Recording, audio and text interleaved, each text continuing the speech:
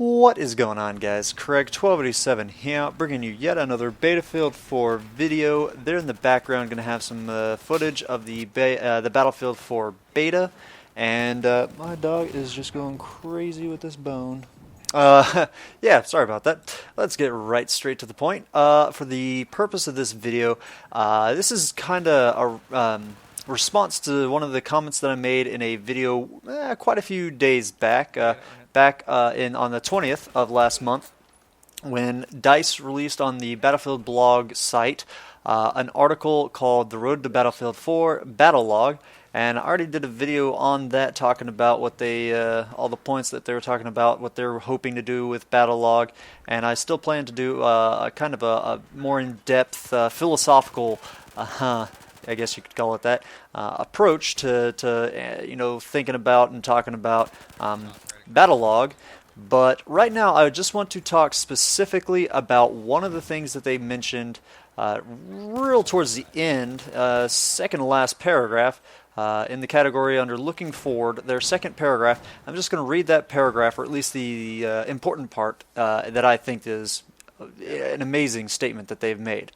They say, "This is also important because we as a service want to make sure we can listen to the community feedback and make the right decisions and implementations based on that." This is referring to how being able to do enhancements and updates and patches to the service.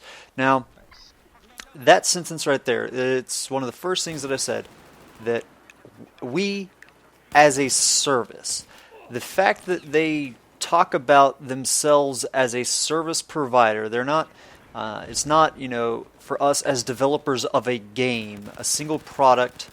It's we as a service. This approach, this mindset to their product of Battlefield 4 is amazing. I mean, games used to be real simple. Back in the early days where you had, well, I mean, you could go way back, or real early, to like Magnavox Odyssey and Atari and things like that. But SNES, NES days, you bought this product and you bought it once, you played it, and that was it. Even the expansion thing that they had, the expansion slot for the N64, that actually pretty much was just a way to fix an unsolvable error that was for Donkey Kong 64. So that wasn't really a quote-unquote expansion pack like what we see these days. But as games have gotten more complicated, and things like plot and persistence, the scale of games have gotten so much more complicated that these games have become more of services in a way, and it's just so nice to see that them as a developer are really actually using that term from themselves. Nowadays you've got all this DLC, you have expansion packs, you have so many patches, you have people, developers putting on tournaments and hosting events, and go into these, when they go to events that are already set up, they're participating in these events, and then they're setting their own events up, and it's not just this one game that you buy now. And then we've got all this implementation with all the stat background and things like Battlelog, where you have, it's some people kind of treat it a game within a game, especially with like the geo leaderboards. I messed with that during the beta, and I actually got to see the physical location of some of the friends around me, some of the TG members that live and actually are in the district that I work in for my job, and I mean, it was just an awesome experience. And to this, for them to treat it as a service, they're not just making the one game, you buy it and you're done.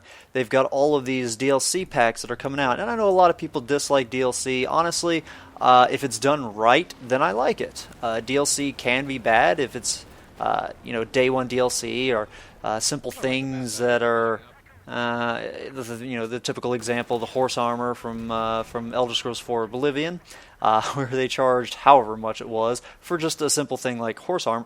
That stuff does suck. The way that Call of Duty handles their DLC. I'm not the biggest fan of. It's just maps for $15.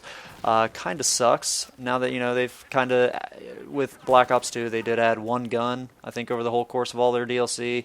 And they did some stuff with the zombie mode, which was nice to see. But in terms of what Battlefield does, they add so much. For Battlefield 3, they added a new game mode with each one. They added, all these sorts of maps that it integrated the new game modes and all the previous game modes. They added new vehicles. Obviously, they added new guns, tons of weapons. Even in some of the DLCs where they didn't add a ton of new guns, they at least added a crossbow, or they at least added the M1911 S-TAC.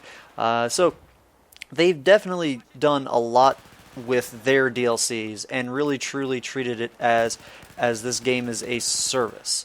And I just love that. I'm glad to see this is how it's developing. I think in a few years, you're not going to see console releases, new consoles coming out as often because things just it takes a lot more to make advances in technology that warrant you to have to buy a whole new console. I think that we're going to see them in a way being treated as a service. Instead of building a whole new console each year, you just kind of do these tiered updates, and that's pretty much what a PC is. I mean, you can update individual components and update your software and things like that. So in a few years, it's going to be a crazy time to see how we treat the video game industry. It's a very unique industry, unlike movie, music, and books.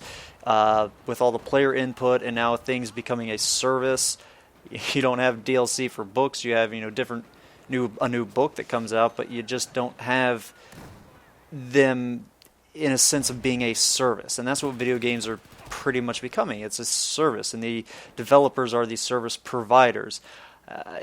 It's just, I don't know. What are you guys' thoughts on all this? There's a whole lot of, I could easily talk an hour about this and speculate, and you get real deep into philosophical approaches, mindsets, and what the future could possibly be like. But this is just a YouTube video. Nobody's going to want to stick around, or very few people are going to want to stick around for an hour-long video that's just pure speculation about the video game industry and some article that came out almost a month ago. Actually, more than a month ago now.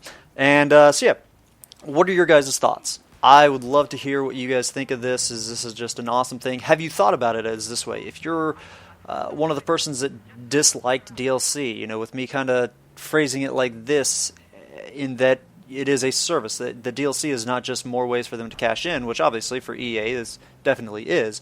But for DICE, these guys that are putting hundreds of hours, thousands of hours into this product, that they get to stay with this product throughout an entire year. It's not just, okay, hey, the game's gone gold, it's in stores now, let's scratch it, get rid of your baby, and move on.